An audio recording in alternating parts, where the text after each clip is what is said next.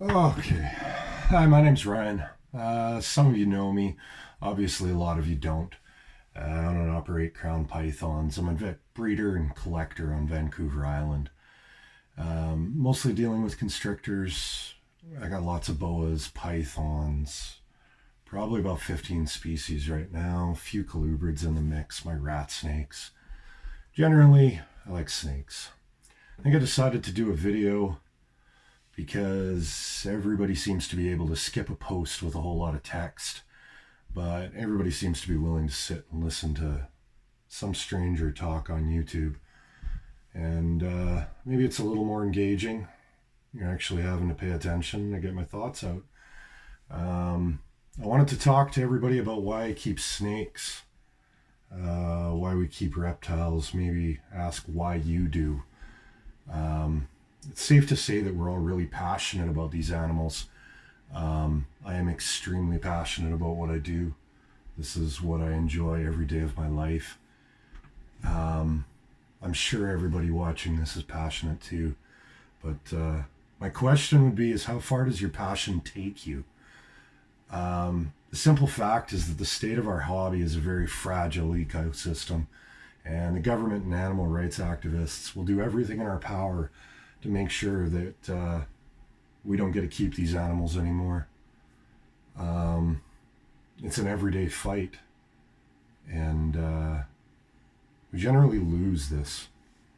And it's unfortunate because the reason we lose it isn't for the right reasons. We're not damaging these animals when we care for them properly. In reality, captive bred efforts are an amazing contribution to the world. The problem is that those of us, or those not of us, that are the ones everybody hears about, is the people keeping illegal species. They're keeping hots, they're keeping giants. They're making the news for neglect, abuse. It's very rare that a feel-good story hits the news. And every time something bad happens, we get restricted more and more. Ontario has currently passed a law which is going to restrict all exotics. And the consequences of this are going to be far-reaching. Provinces are going to follow suit and take away rights from everyone if Ontario succeeds in what they're trying to do. You look at Saskatchewan, that's not allowed to have constrictors. Alberta's not allowed to have rats. Britain. Britain's not allowed to have live feedings unless it's life or death. You look at countries like Madagascar and Australia where exports have been banned. This is Goliath. Anybody that's seen me at a show has met Goliath. He is my buddy. He is my ambassador. He is the animal I bring out for anyone that's scared of snakes, has never held a snake, is interested. He is docile. He is tolerant. He is amazing. And he is from a country that we are no longer allowed to bring animals from. Now, obviously, we have captive bred animals, but bringing them in from the wild is obviously a huge part of the hobby. There is such a large portion of us which just don't believe that the government is capable of taking away our rights. Nobody's going to expect that the government's going to kick down their door and take away their bearded dragon or their corn snake, and they seem to forget the fact that if the government takes away a reticulated python, it's no different. But people seem to think it is because they don't deserve those animals. And that's the kind of thinking that the government has. The animals' rights activists. The fact of the matter is that as a hobby, we have to stand together. And without the hobby acting as a whole, as a unit, working together, then there's absolutely no hope to continue what we're doing. What do you do? What do you do to show your passion? What do you do to get involved? Is this an animal that you keep at home and if we're not allowed to keep them anymore, you'll just give up. That's not something I'm willing to do.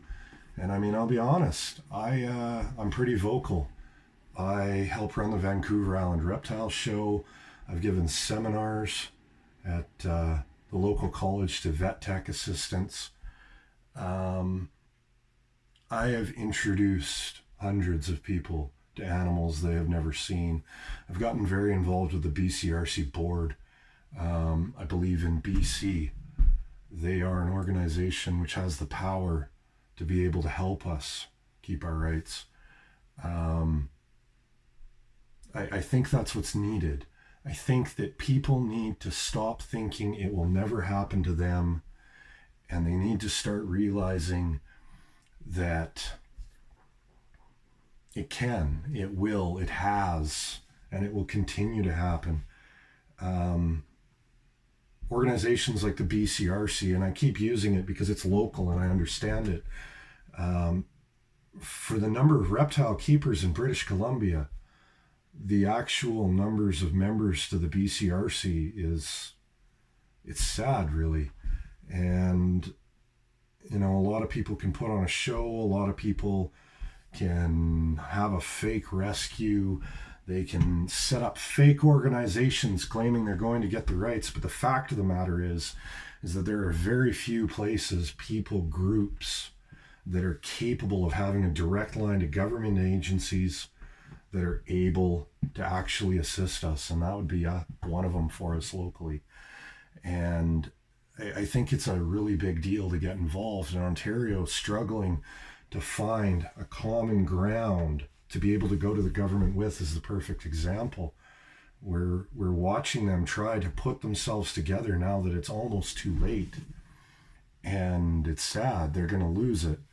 You know, I mentioned rats in Alberta, and I asked how far everybody's passion's going to take them. The government's willing to go farther than we are. You know, maybe they don't take away our animals, but they take away our food, their food. What happens if they ban rats here? What happens if they ban rodents? You know, for those of you that don't keep big snakes, what happens if they ban insects? You know, what happens when they make it impossible for us to do what we do? I mean, crown pythons is mine, and it allows me to day by day do exactly what I want to do.